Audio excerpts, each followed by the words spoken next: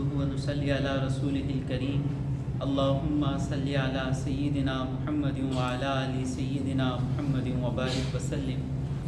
محترم سامعین کرام، اللہ تبارک و تعالیٰ کا ہم پر بے انتہا فضل و احسان ہے کہ اس نے ہمیں محمد الرسول اللہ صلی اللہ علیہ وسلم کا امتی ہونے کا فخر عظیم عطا فرمایا۔ دوستو، اللہ کے فضل سے سورہ بقرہ کی 190 پر 8ویں آیت کی تفسیر سننے والے ہیں، اور اس آیت سے پہلے حج کے بارے میں احکام آئے تھے۔ تو اب اللہ تبارک و تعالیٰ فرماتا ہے لیس علیکم جناح، تم پر کوئی گناہ نہیں۔ گناہ کو عربی میں بہت سے نام ہیں، جو زیادہ استعمال ہوتا ہے وہ ہے اثم، گناہ۔ اب یہاں جناح کو بھی گناہ کہا گیا، کیوں؟ جناح کا معنی ہے بیچ سے ہٹنا، جھکنا۔ تو پرندوں کے پروں کو بھی اجنحہ کہتے ہیں کہ پر جھکتے ہیں پھر اٹھتے ہیں۔ تو جو آدمی سیدھا رہتا ہے، تو سیدھا رہنے والا جب ایسا کام کرتا ہے جو اسے جھکا دے اس دنیا میں بھی اور آخرت میں بھی، تو اس جھکنے کو، جس جھکنے کی وجہ سے گناہ ہوا، گناہ کو بھی جھکنا کہا گیا، جناح۔ لیس علیکم جناح، تو تم پر کوئی گناہ نہیں، ان تبتغوا فضلا من ربکم، کہ تم تلاش کرو فضل تمہارے رب سے۔ یہاں پر فضل کا معنی کیا ہے؟ عربی میں فضل کا معنی جسے جتنا ملنا ہے اس سے زیادہ دے، وہ اس کا مستحق نہیں ہے، اسے دینا کوئی ضروری نہیں ہے، لیکن جس کا مستحق نہیں ہے اس سے زیادہ دینے کو کہتے ہیں فضل۔ تو یہاں اس کی پس منظر کیا ہے، سبب نزول کیا ہے کہ حج فرض ہو گیا، تو صحابہ میں سے ایک صحابی نے حج کے دوران تجارت بھی کر لی۔ تو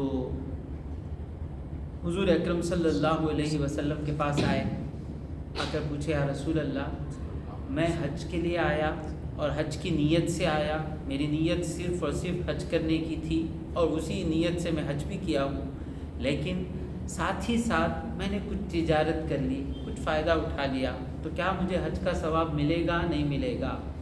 تو حضور صلی اللہ علیہ وسلم خاموش ہو گئے، اور اللہ تبارک و تعالیٰ نے یہ آیت نازل کی لیس علیکم جناح ان تبتغوا فضلا من ربکم، کہ تم پر کوئی گناہ نہیں کہ تم تلاش کرو فضل تمہارے رب کے طرف سے۔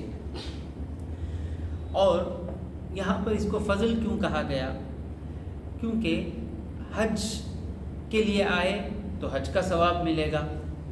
اب آپ حج کے لیے آئے ہیں اور حج کا ثواب بھی مل گیا، اس کے ساتھ ساتھ اللہ تبارک و تعالیٰ جس نے تجارت کی اس تجارت کو حلال کر دیا، تو تجارت سے جو فائدہ ملا، آپ آئے تھے حج کے لیے اور یہ جو تجارت کا فائدہ ملا، یہ فائدہ اللہ کی طرف سے فضل ہے، زیادہ ہے۔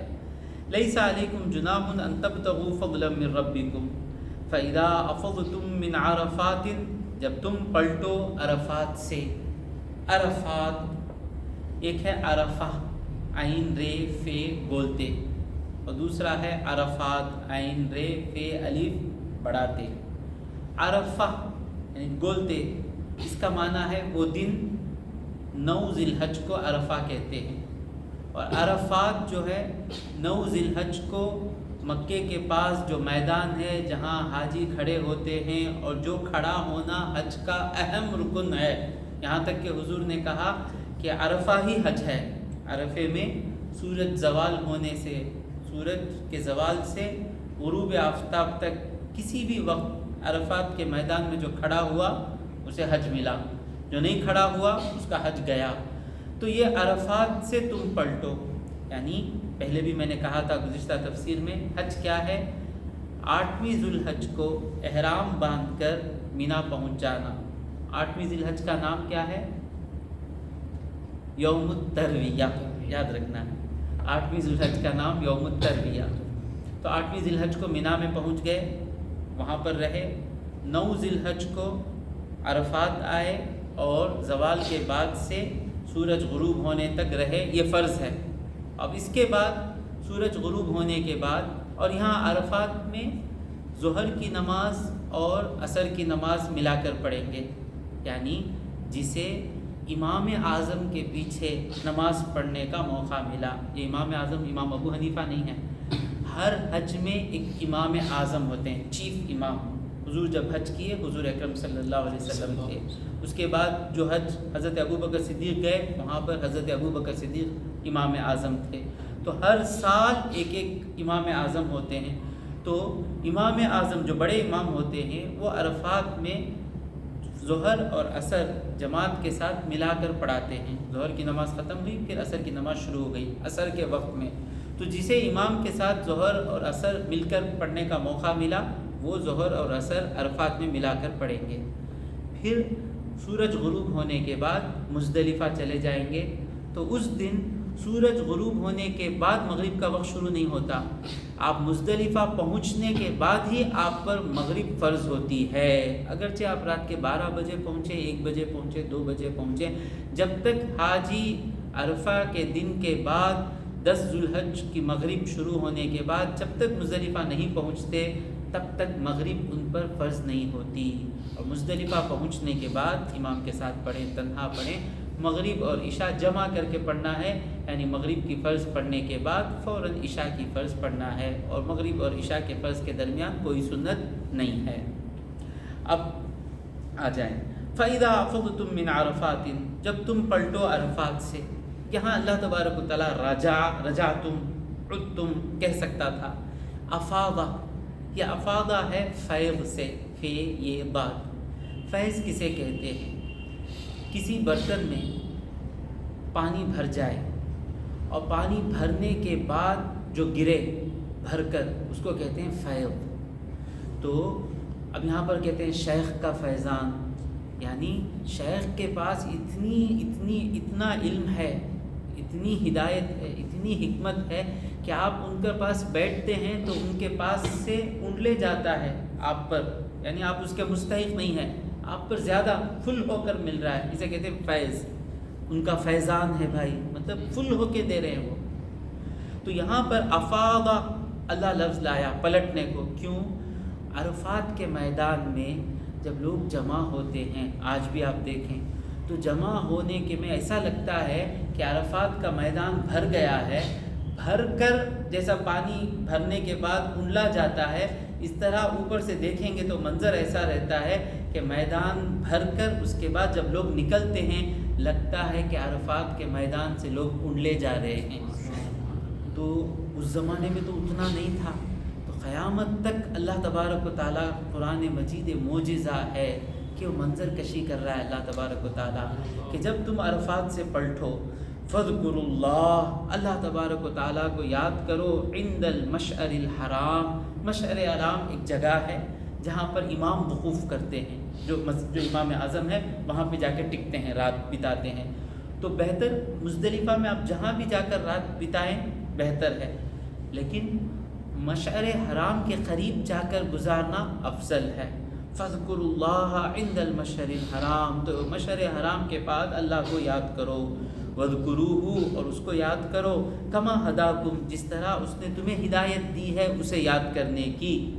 وَإِن كُنتُمْ، اور بے شک تم تھے، مِن قَبْلِهِ، اس سے پہلے، لَمِنَ الضَّالِّينَ، بھٹکے ہوئے بہکے ہوئے.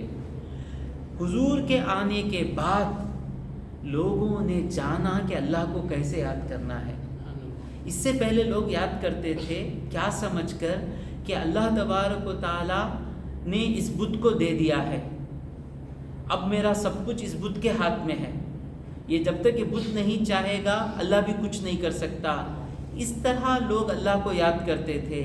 لیکن اب اللہ نے ہدایت دی ہے تو ہدایت ملنے کے بعد جو لوگ یاد کر رہے ہیں سب کچھ اللہ کے ہاتھ میں ہے، یہ جان کر اللہ کو یاد کر رہے ہیں. سمجھ میں آ رہا ہے نہیں ہے؟ ہم کسی سے ہمارا کام بننے والا ہے، اسے یاد کریں گے تو کیسے یاد کریں گے؟ کسی سے ہمارا کام بننا ہے، رات دن اسے یاد کریں گے، وہ آ جائے، اسے بھولیں گے ہی نہیں، اسے یاد کریں گے تو خوشی ہوگی. تو حضور اکرم صلی اللہ علیہ وسلم کے آنے کے بعد لوگوں نے جانا اللہ کو جس طرح جاننا ہے، تو سب کچھ اللہ کے ہاتھ میں ہے، یہ جاننے کے بعد یاد کرنا یہ الگ ہے، اور بت کے ہاتھ میں بہت کچھ ہے، اللہ کے ہاتھ میں تھوڑا ہے، یہ سمجھ کر یاد کرنا، یہ وہ یاد کرنا اور یہ یاد کرنا الگ ہے۔ تو اللہ کہہ رہا ہے وَاذْكُرُوهُ كَمَا هَدَاكُمْ، اور اس کو یاد کرو جس طرح اس نے تمہیں ہدایت کی، وَإِن كُنتُم مِّن قَبْلِهِ، اور بے شک تم تھے اس سے پہلے لَمِنَ الضَّالِّينَ بہکے ہوئے۔ پھر اللہ کہتا ہے ثُمَّ، پھر افیضوا، پلٹو، من حیث افاض الناس، جہاں سے لوگ پلٹتے ہیں۔ یہ آیت کیوں نازل ہوئی؟ ایک قبیلہ ہے، کہاں پر؟ کہاں؟ قریش کا ایک قبیلہ ہے۔ تو اس سے پہلے عرفات اور عرفے کی چند فضیلتیں سن کر آگے بڑھتے ہیں۔ حضور اکرم صلی اللہ علیہ وسلم فرماتے ہیں عرفہ کا دن کون سی تاریخ ہے؟ ذو الحج کی 9 تاریخ۔ صوم یوم عرفۃ، عرفے کے دن کا روزہ رکھنا، یکفر السنہ الماضیہ، جو گزرا سال ہے اس کے گناہ معاف کر دیتا ہے اللہ تبارک و تعالیٰ، اور یہ روزہ رکھنا، والباقیہ، اور جو باقی سال رہ گیا اس کا گناہ بھی معاف ہو جاتا ہے، یعنی بڑے گناہ معاف نہیں ہوتے، جو چھوٹے گناہ ہوئے وہ معاف ہو جاتے ہیں۔ پھر حضور اکرم صلی اللہ علیہ وسلم فرماتے ہیں افضل الدعاء، سب سے بہترین دعا، دعاء یوم عرفہ، عرفے کے دن کی دعا ہے۔ وَأَفْضَلُ مَا قُلْتُ أَنَا وَالنَّبِيُّونَ مِن قَبْلِي، دعا میں نے اور میرے سے پہلے جو نبیوں نے دعا کی ان دعاؤں میں سب سے بہتر دعا کیا ہے؟ لا الہ الا اللہ وحدہ، نہیں ہے کوئی معبود سوائے اللہ کے، وہ تنہا، لا شریک لہ، اس کا کوئی شریک نہیں ہے۔ ایک اور حدیث میں بی بی عائشہ صدیقہ رضی اللہ تعالی عنہ روایت فرماتی ہیں ان رسول اللہ صلی اللہ علیہ وسلم قال، کہ اللہ کے پیغمبر صلی اللہ علیہ وسلم نے کہا ما من یوم اکثر ان یعتق اللہ فیہ عددا من النار من یوم عرفہ، عرفے کے دن جتنے لوگوں کو اللہ تبارک و تعالی جہنم سے چھٹکارا دیتا ہے اتنا کسی دن نہیں ہوتا۔ وَإِنَّهُ لَيَدْنُو عَزَّ وَجَلَّ، اللہ قریب ہو جاتا ہے اس دن، ثُمَّ يُبَاهِي بِهِمُ الْمَلَائِكَةُ، پھر فرشتوں میں اللہ فخر کرتا ہے کہ یہ سارے کے سارے جو جمع ہوئے ہیں مجھے یاد کرنے کے لیے جمع ہوئے ہیں۔ اور ایک پھر حدیث میں حضور صلی اللہ علیہ وسلم فرماتے ہیں، امام مالک نے موطا میں سے روایت فرمایا کہ ما رؤی الشیطان یوما، کسی دن شیطان نہیں دیکھا گیا، ہوا فیہ، کہ وہ اس دن اصغر ولا اصغر ولا احقر ولا ادحر ولا اغیض منہ فی یوم عرفہ، کسی دن شیطان کو نہیں دیکھا گیا سب سے زیادہ چھوٹا ہو کر۔ چھوٹا کیوں؟ جب آپ اپنی کامیابیاں دیکھتے ہیں تو اپنے آپ کو بڑا سمجھتے ہیں، آئے آپ ہی سب سے زیادہ مارکس لے کر ہیں، یا خطیبوں میں سب سے اچھے خطیب آپ ہیں، جب آپ کی سکسس آپ دیکھتے ہیں تو اپنے آپ کو بڑا سمجھتے ہیں، فل بینک بیلنس ہے، زمین ہے، بڑی نوکری ہے، پوزیشن ہے، اپنے آپ کو بڑا سمجھتے ہیں۔ نوکری بھی چلے گئی، پیسہ بھی ختم ہو گیا، تو آپ کو جو معلوم ہے اس کی دنیا میں ویلیو نہیں ہے۔ آپ پڑھے ہیں C+++، کچھ پڑھ لیا، اس کی ویلیو ہی نہیں ہے، تو آپ اپنے آپ کو کیسا محسوس کریں گے؟ چھوٹا۔ تو شیطان سارا سال جو حاجی آئے ہیں ان کے پیچھے لگا تھا، ان سے گناہ کراتا تھا، ان کو بہکاتا تھا، خوش تھا کہ اتنے جہنمی ہیں، اتنے لوگوں کو میں پیچھے کر دیا، یا ان کے درجوں میں ان کو نیچے کر دیا، کامیاب سمجھا اپنے آپ کو۔ ہم سمجھے بیان اچھا کریں، بس یوٹیوب میں دیکھے بیان، دیکھے تو بیان کیا کچھ نہیں ہے، کیا ہوں گئی حضرت کی حالت، اتنا اچھا بیان کر کے بات دیکھے تو کیا ایسا بیان، اپنے آپ کو چھوٹا سمجھتے نا، یہ کیا، یا بیان کیے، بیان کرنے کے بعد لوگ بولے بھائی بکواس، بھائی کیا بھی اچھا نہیں تھا، تو اپنے آپ کو کیسے محسوس کریں گے؟ چھوٹا۔ تو شیطان اتنا محنت کرنے کے بعد یہ حاجی لوگوں کی جو مغفرت ہو جاتی ہے، اللہ کے نگاہوں میں اللہ کے پاس ان کے درجے بلند ہو جاتے ہیں، تو شیطان سوچتا ہے اتنا کام میرا بیکار ہو گیا، اپنے آپ کو چھوٹا بن جاتا ہے۔ ولا احقرا، حقیر، اس کی کوئی ویلیو نہیں رہی۔ سارا کام کر کر آپ کی پوری پونجی دریا میں چلے جائے تو آپ کیا رہیں گے؟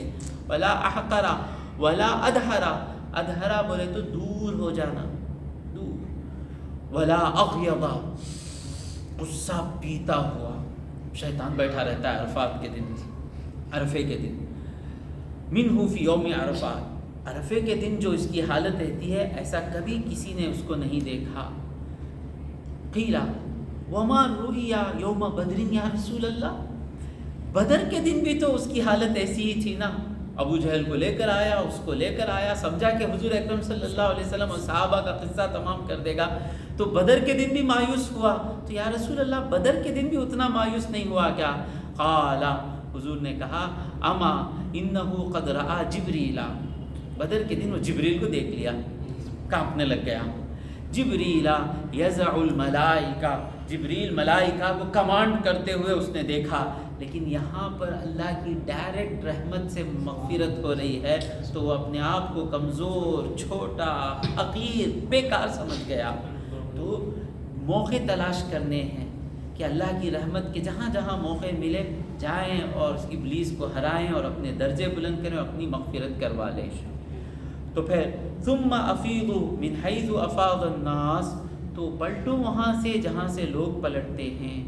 تو قریش کا ایک قبیلہ یا قریش کے چند لوگ تھے، وہ لوگ یہ کہتے تھے کہ ہم حرم والے، حرم کا معنی کیا ہے؟ یہاں پر حرم شریف، دو حرم ہیں، ایک مکہ ایک مدینہ. تو حرم میں رہنے والے، اور یہ عرفات مینا یہ جو ہے حرم کے باہر ہے.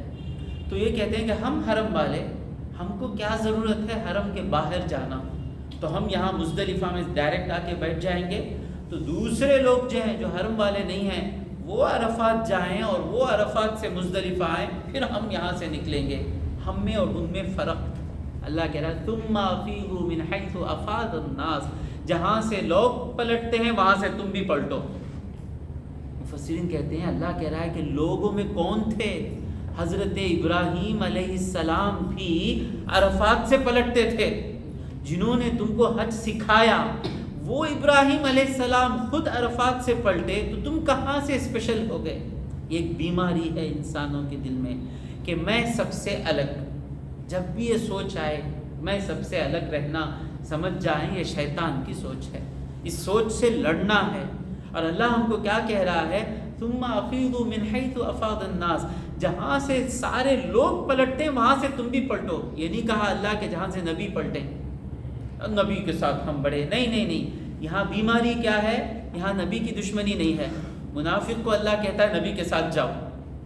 یہاں نبی کی دشمنی نہیں ہے، یہاں اپنے آپ کو اسپیشل سمجھ رہے ہیں. تو اللہ حاجیوں کو کہہ رہا ہے، مکے والوں کو بھی کہہ رہا ہے اپنے آپ کو اسپیشل نہ سمجھو.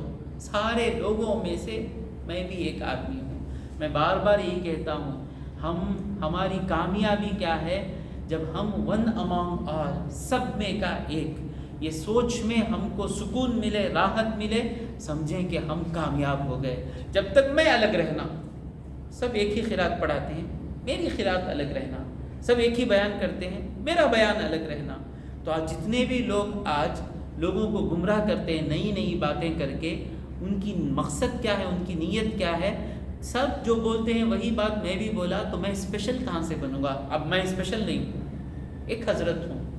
جو بھی مجھے سنتے ہیں بھائی انہوں بھی ایک حضرت، بھائی وسیم حضرت، وہ حضرت، یہ حضرت. لیکن مجھے اسپیشل بننا ہے. لوگ مجھے الگ سمجھیں گے تو الگ بات کرنا، لیکن الگ بات کرنا تو گمراہی کی بات کرنا، حق بات تو سبھی ایک کریں گے.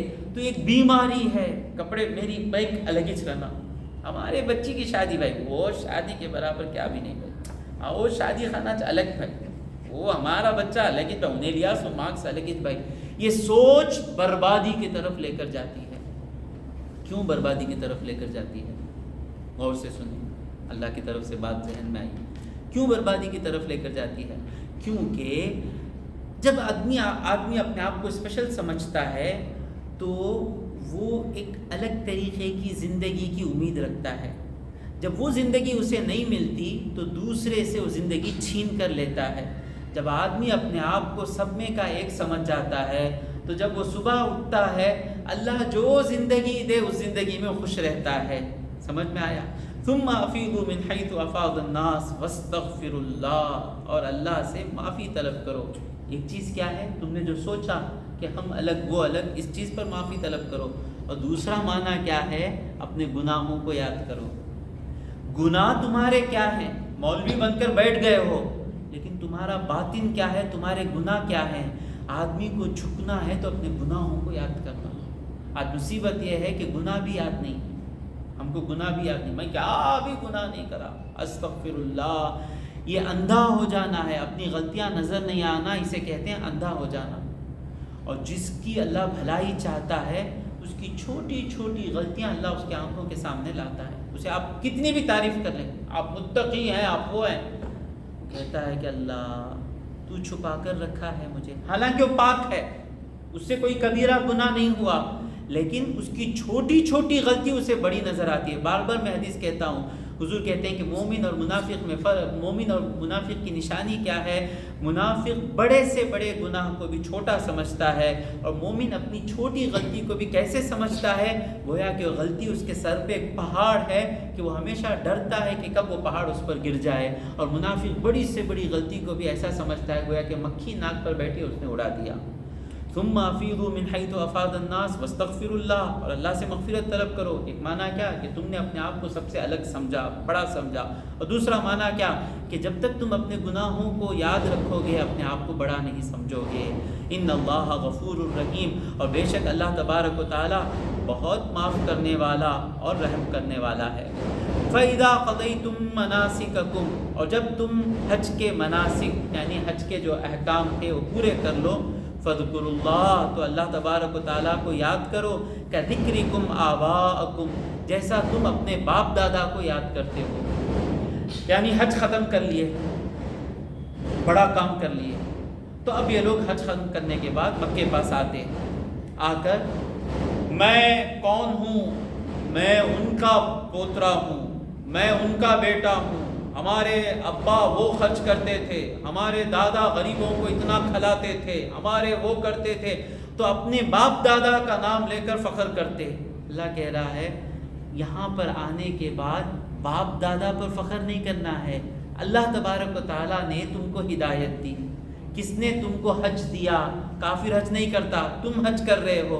یہ حج دینے والا اللہ, یہ حج کروانے والا اللہ, یہ حج قبول کرنے والا اللہ, یہ عرفات دینے والا اللہ, یہ کعبہ دینے والا اللہ. تو اس وقت تم اپنا ختم کرنے کے بعد فخر کرو مت, ختم کرنے کے بعد اللہ کا شکر کرو, صرف اللہ کو یاد کرو. فَاذْكُرُوا اللَّهَ كَذِكْرِكُمْ آبَاءَكُمْ, اللہ کو یاد کرو جس طرح تم اپنے باپ دادا کو یاد کرتے ہو. او اشد ذکرا, یا اس سے بھی زیادہ یاد کرو. کیوں؟ باپ دادا میں ہے کیا فخر بیان کرنے کے لیے.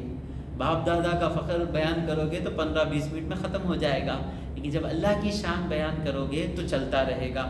اور باپ دادا کا فخر کرو گے تو دوسرے تم پر حسد کریں گے, جلیں گے, دشمنی بڑھے گی. جب تم اللہ کو یاد کرو گے تو سب مل کر تمہارے ساتھ اللہ کو یاد کریں گے.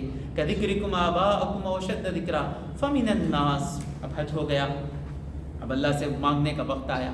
فمن الناس, تو لوگوں میں سے کوئی ہے, من یقول, جو کہتا ہے ربنا, اے میرے پالنے والے, اے میرے پروردگار, آتی نا, ہم کو دے, فی دنیا, دنیا میں دے. یعنی حج کرنے کے بعد صرف اونٹ دے, وہ زمانے میں اونٹ دے, بیل دے, وہ دے, بزنس دے, خالی یہی مانگتا ہے, آخرت نہیں مانگتا. بار بار ایک میرے ساتھی بہت اچھے ہیں, وہ ان کے ساتھ عمرے کو گیا ہوں, تو عمرہ کرنے کے بعد وہ مجھ سے بولے کہ حافظ صاحب میں 5 چیز اللہ سے بار بار مانگ لے ہوئی عمرے میں. میں بولا کیا 5 چیز؟ ایک قرض ہے, وہ قرض ہٹ جانا. دوسرا ایک کیس ہے, کیس ختم ہو جانا. تیسرا ایک زمین لینے کا ہے. اس طرح 5 چیزیں کوئی بولے ہو. وہ 5 چیزیں دنیا کی چیز تھی. میں نے ان سے کہا یہی مانگ رہے ہیں آپ پورے عمرے میں؟ ہاں یہی مانگ رہا ہوں. پھر مغفرت کون مانگے گا؟ بولے وسیم بھائی مغفرت کا تو کیا, مغفرت معلوم ہی نہیں. مغفرت کیا ہے کہ ہمارے گناہ معاف ہو جانا, اور ہمارا سب سے بڑا دشمن اور ہم کو سب سے زیادہ نقصان کون پہنچاتا ہے؟ ہمارے گناہ. یہ گناہ کی وجہ سے رزق میں برکت چلے جاتی. جتنے گناہ کم رہتے ہیں رزق میں برکت رہتی ہے, دل میں سکون رہتا ہے, لوگوں میں عزت رہتی ہے, اللہ کے مقبول رہتے ہیں, دنیا میں بھی خوش رہتے ہیں, آخرت میں بھی خوش رہتے ہیں. اور دوسری بات, یہ گناہ رہنے سے فیلور بنتے ہیں ہم لوگ. جس کے پاس گناہ کی عادت نہیں، وہ دنیا میں بھی کامیاب ہو جاتا ہے۔ تو جب ان کو معلوم ہوا کہ مغفرت یہ ہے، اب ان کی دعاؤں میں بہت بڑا حصہ مغفرت مانگتے ہیں۔ تو اللہ کہہ رہا ہے جو لوگ صرف دنیا مانگ رہے ہیں، ربنا آتنا فی الدنیا حسنہ، تو صرف دنیا میں ہم کو بھلائی دے، وما لہ فی الآخرۃ، اسے آخرت میں نہیں ہے من خلاق، کچھ بھی حصہ اسے نہیں ملتا۔ تو یہاں پر اللہ کو یاد کرنا، اس پر حضرت ابن عباس رضی اللہ تعالیٰ عنہ کا ایک قول ہے، کہتے ہیں معنی الآیہ، میں نے کیا تفسیر کی، جس طرح تم اپنے باپ دادا کو یاد کرتے ہو، فخر کرتے ہو، اس سے زیادہ اللہ کو یاد کرو۔ دوسری تفسیر کیا ہے، جس طرح بچہ ماں باپ کو پکارتا ہے، یاد کرتا ہے، اس طرح حج ہونے کے بعد تم اللہ کو پکارو۔ جس طرح بچے کو ماں باپ سے کوئی چیز ضرورت ہوتی ہے تو بچہ کیا کرتا ہے، ابا، لفظ یہی ہے، ابا، امہ، لفظ کیا ہے یہاں پر، ابا۔ تو اب یہاں سے پتہ چلا جو ابا ہم بولتے ہیں، یہ صحابی رسول ابن عباس رضی اللہ تعالیٰ عنہ کے زمانے میں محبت سے بچے اپنے ابا کو ابا بولتے تھے، ابا، ابا، اماں، اماں۔ تو جس طرح بچہ اپنے ماں باپ کو سب کچھ دینے والا سمجھ کر ماں باپ سے مانگتا ہے کہ میں مانگتا رہوں گا تو ایک نہ ایک وقت میری ماں مجھے دے دے گی، چاکلیٹ ہونا ہونا ہونا ہونا، آخر میں دے دیتے ہیں۔ تو اس طرح حج کر لیے نا، اب اللہ کو اس طرح مانگو، اللہ دے اللہ، اللہ صحت دے اللہ، اللہ صحت دے اللہ، اللہ صحت دے اللہ، اتنا مانگو کہ جیسا بچہ مانگ کر لے لیتا ہے، اس طرح تم اللہ کو مانگ، اللہ سے مانگ کر لے لو۔ تو پھر دوسری عادت، اب مانگنا کیسے ہے، صرف دنیا نہیں مانگنا، اللہ سکھا رہا ہے، وَمِنْهُمْ، ان میں سے وہ بھی ہیں، مَن یقول، جو کہتا ہے، ربنا، اے میرے پروردگار، آتنا، ہم کو دے، فی الدنیا، دنیا میں، حسنہ، بھلائی، وفی الآخرۃ حسنہ، دنیا میں بھی بھلائی دے اور آخرت میں بھی بھلائی دے، وقنا عذاب النار، اور ہمیں جہنم کے عذاب سے بچا۔ تو یہاں دنیا کی بھلائی کیا ہے، حضرت قتادہ فرماتے ہیں، حسنۃ الدنیا، دنیا کی بھلائی انسان کیا مانگنا، العافیہ، عافیت، یعنی زندگی میں کوئی مصیبت نہیں رہنا، العافیہ فی الصحہ وکفاف المال، صحت رہنا، عافیت رہنا، اور جتنا مال ضروری ہے جینے کے لیے اتنا مال ہونا، بچوں کو پڑھانے کے لیے فیس ہونا، گھر رہنے کے لیے گھر ہونا، یا کرایہ دینے کے لیے پیسے رہنا، کھانے کے لیے پیسے ہونا، پہننے کے لیے کپڑے ہونا، یہ ہونا، یہ نہیں رہا، سکون سے عبادت کرنا مشکل ہے نارمل مومنوں کے لیے، بڑے تو بڑے ہیں، تو مومن کو اتنا پیسہ ضروری ہے، جتنا پیسہ مل جائے تو اس کی عبادتوں میں کوئی رکاوٹ نہ آئے، یہ ہے دنیا کا حسنہ۔ حسن بصری رحمۃ اللہ علیہ فرماتے ہیں، حسنۃ الدنیا، دنیا کی بھلائی کیا ہے، العلم والعبادہ، دنیا میں عبادت کرنے والا اللہ بنا دے، الدنیا مزرعۃ الآخرہ، دنیا آخرت کی کھیتی ہے، تو دنیا میں عبادت کرنے کی توفیق دے، یہی دنیا کی بھلائی ہے۔ یہاں پر سچ کہا حضرت حسن بصری نے، جسے دنیا میں علم اور عبادت مل جائے وہ دنیا میں کامیاب انسان بنے گا، علم بھی ہے، کیسا جینا علم بھی ہے، اور عبادت کرنے کی بھی توفیق ہے، وہ کبھی غریبی نہیں دیکھے گا، نہیں دیکھے گا۔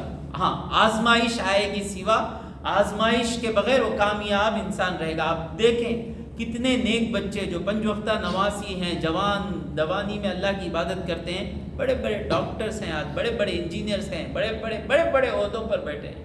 تو دنیا کی حسنہ، نیک بھلائی کیا ہے، علم اور عبادت، اور وقنا عذاب النار، اور ہمیں عذاب دنیا کے عذاب سے بچا۔ تو یہاں ربنا آتنا دعا ہی کیا بولے، جہنم کے عذاب سے بچا۔ حضرت انس رضی اللہ تعالیٰ عنہ کے پاس ایک آدمی آیا، آ کر کہا ادعو اللہ لنا، ہمارے لیے دعا کیجیے۔ تو حضرت انس رضی اللہ تعالیٰ عنہ دعا کرتے ہیں، اللہم آتینا، اے اللہ ہم کو دے، فی الدنیا حسنہ، دنیا میں بھلائی، وفی الآخرۃ حسنہ، آخرت میں بھلائی، وقنا عذاب النار، اور ہمیں جہنم کے عذاب سے بچا۔ قالو زدنا، اور زیادہ ہمارے واسطے مانگو، مطلب کیا، وہ گردہ اچھا ہو جانا مانگو، ابھی کیا وہ زمین مل جانا مانگو، کرایہ اچھا گھر مل جانا مانگو. زدنا قال ما تريدون، ابھی کیا ہونا. سألت الدنیا والآخرہ، میں دنیا کی بھی بھلائی مانگ لیا، آخرت کی بھی بھلائی مانگا. تو دنیا میں بھلائی دے تو تم جو بھلائی سمجھ رہے ہو نا، وہ تمام بھلائیاں میرے ایک جملے میں آ گئے جو قرآن میں اللہ تبارک و تعالیٰ نے ہم کو سکھائی. وفی الصحیحین عن انس، بخاری اور مسلم کی حدیث ہے، حضرت انس فرماتے ہیں کان اکثر دعوت یدعو بها النبی صلی اللہ علیہ وسلم، اکثر جو حضور کی دعا میں کون سی دعا تھی؟ یقول، حضور فرماتے تھے اللہم آتنا فی الدنیا حسنہ، اے اللہ ہم کو دنیا میں بھلائی دے، وفی الآخرۃ حسنہ، اور آخرت میں بھلائی دے، وقنا عذاب النار، اور جہنم کے عذاب سے ہمیں بچا. فکان انس رضی اللہ تعالیٰ عنہ کی عادت تھی اذا اراد ان یدعو بدعوۃ دعا بها، جب بھی دعا کرتے. آج جو جماعت کے بعد دعا کرنے کی عادت ہے نا ہمارے ملک میں، امت اس دعا سے محروم نہ ہو جائے اس لیے ہے. آپ دیکھیں گے کہ ہر امام اکثر جو بھی دعا کرتے ہیں، کچھ دعا کرے نہ کرے، ربنا آتینا اس دعا میں ضرور رہتی ہے. حضور کی عادت اور حضور سے سیکھ کر صحابہ نے بھی اس پر عمل کیا. تو ہر دعا میں یہ دعا کریں ربنا آتنا فی الدنیا حسنہ وفی الآخرۃ حسنہ وقنا عذاب النار. ابن عباس فرماتے ہیں ان عند الرکن، رکن کیا ہے؟ رکن یمانی، کعبہ. کوئی اسکوائر چیز ہے؟ کوئی اسکوائر چیز ہے آپ کے پاس؟ یہ اسکوائر نہیں ہے، یہ کیا شیپ ہے؟ ریکٹینگل ہے. چھوڑو سلمان چھوڑو، ریکٹینگل ہے. تو یہ ہے کعبہ. تو ایک ماشاء اللہ چھوٹا ڈبہ ہے، اسی میں کعبہ تو بول نہیں سکتا اس کو، یہ بہت ہے. تو اس کے 4 کونے ہیں. یہ ہے ایک کونا، ایک. تو اس کونے میں، اب آپ کے لیے کہوں، اس کونے میں حجر اسود لگا ہوا ہے، اور یہ کونا ہے اسے رکن عراقی، یعنی یہ جو کونا ہے یہ عراق کی طرف ہے، اور یہ جو کونا ہے یہاں پر دکھ رہا ہے، یہاں پر یہ کونا ہے رکن شامی، سیریا کی طرف ہے. اور یہ ہے کونا جس کونے کے بارے میں ہم بات کریں، رکن یمانی. اور یہ ہے جہاں حجر اسود ہے، رکن الہندی، انڈیا کی طرف ہے. یہ انڈیا کی طرف ہے، یمن کی طرف سے، عراق کی طرف ہے، یہ شام کی طرف ہے. تو رکن یمانی، فرماتے ابن عباس ان عند الرکن ملکن، اللہ آپ سب کو عمرے کی توفیق دے، نصیب کرے. حج کو جب جائیں اس بات کو یاد رکھیں کہ رکن یمانی کے پاس ایک فرشتہ ہے، قائما، کھڑا ہوا، منذ خلق اللہ السماوات والارض، جب سے اللہ تبارک و تعالیٰ نے آسمانوں اور زمین کو بنایا تب سے رکن یمانی کے پاس ایک فرشتہ کھڑا ہے. وہ کیا کرتا ہے؟ یقول آمین آمین آمین. آمین کا معنی کیا؟ قبول کر، اللہ قبول کر. فقولو، جب تم رکن یمانی کے پاس آؤ تو ابن عباس کہتے ہیں کہو ربنا آتنا فی الدنیا حسنہ وفی الآخرۃ حسنہ وقنا عذاب النار. وسئل عطاء بن رباح، یہ بڑے تابعی ہیں، عن الرکن الیمانی وہو یطوف بالبیت، وہ طواف کر رہے تھے، ان سے کسی نے، شاگرد نے پوچھا رکن یمانی کے بارے میں. فقال عطا نے کہا حدثنی ابو ہریرہ، مجھے ابو ہریرہ نے روایت کی، ان نبی صلی اللہ علیہ وسلم قال، نبی صلی اللہ علیہ وسلم نے کہا وکل بها 70 ملکا، یہ ایک فرشتہ ہے، اور رکن یمانی کے پاس 70 فرشتے ہیں. فمن قال، تو رکن یمانی کے پاس جو کہے اللہم، اے اللہ، انی اسألکا، میں تجھ سے مانگتا ہوں، العفو، معافی، والعافیہ، عافیت، فی الدنیا والآخرہ، دنیا میں بھی اور آخرت میں بھی. ربنا آتنا فی الدنیا حسنہ وفی الآخرۃ حسنہ وقنا عذاب النار. قالوا، یہ 70 فرشتے کہتے ہیں آمین، تیری دعا قبول ہو جائے. تو دوستو جب جائیں نا اس کو چھوڑ دیں. ہم کو اب اس زمانے میں کوئی ہم کو جہنم کو لے کر جائے گا تو اس کا بہت بڑا کردار ہے ہم کو جہنم میں لے کے جانے کے لیے. تو جب جائیں نا تو یہ اس وقت بھی سیلفی میں اپنا وقت ضائع نہ کریں. یہ کیا دیوانہ پن ہے سیلفی کا، ہر وقت سیلفی، چھوڑ دیں اس کو. تو یہاں پر جاتے وقت میزاب رحمت پر سے گزرتے ہوئے میرا تجربہ کہہ رہا ہوں، میرا تجربہ، میں طواف کے وقت اللہ رب العزت سے جو مانگا، جو میں اس دنیا میں دیکھ سکتا ہوں، وہ سب مجھے ملا یا اس سے بہتر ملا۔ اب جو آخرت کے لیے میں مانگا، اکثر آخرت کے لیے مانگا، انشاءاللہ آپ دعا کیجئے کہ وہ بھی مجھے مل جائے۔ ایک دو دعا ایسے ہیں، میں جو مانگا وہی مجھے ملا۔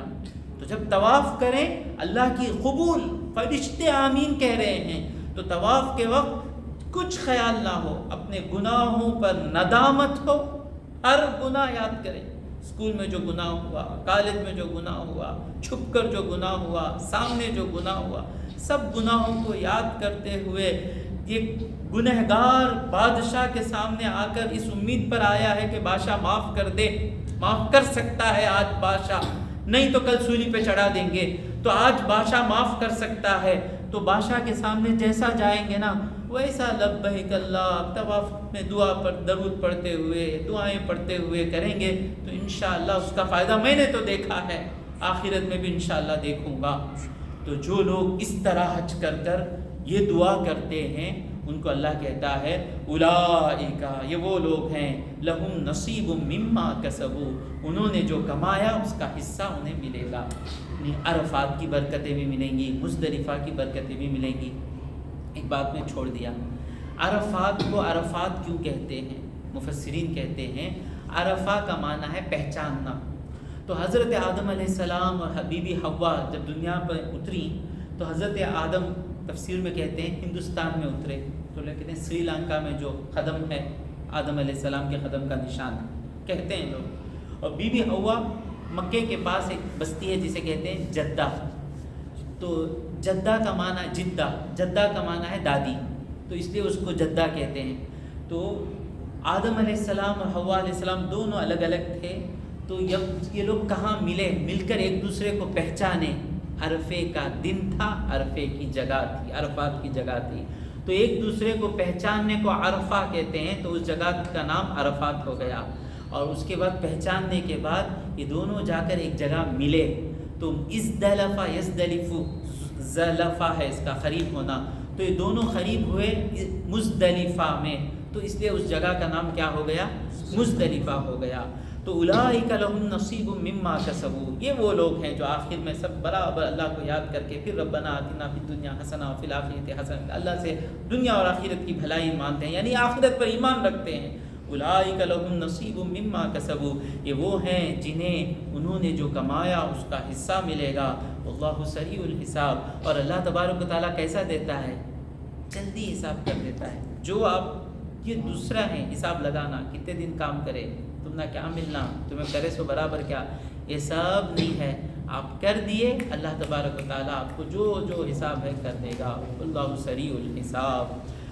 تو علی بن ابی طالب رضی اللہ تعالیٰ عنہ سے پوچھا گیا کیف یحاسب اللہ العباد فی یوم، ایک ہی دن میں اللہ سارے مخلوق کا حساب کیسے کرے گا؟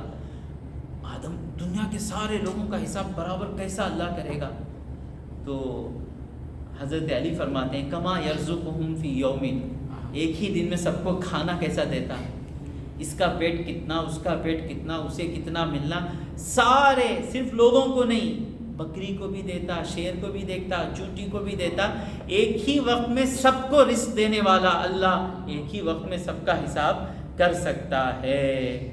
اور پھر ابن عباس رضی اللہ تعالیٰ عنہ فرماتے ہیں اولئک لہم نصیب مما کسبوا، یہ آیت کی ایک اور تفسیر یہ ہے کہ وہ لوگ ہیں جو انہوں نے کمایا اس کا حصہ ملے گا، یعنی حج بدل کرنے والے، دوسروں کی طرف سے جو حج کرتے ہیں ان کو حج کا ثواب ملے گا، اور جس کے طرف سے حج کیا وہ بھی ملے گا۔ تو ابن عباس فرماتے ہیں یہ کون ہے جسے اس کی کمائی کا حصہ ملے گا؟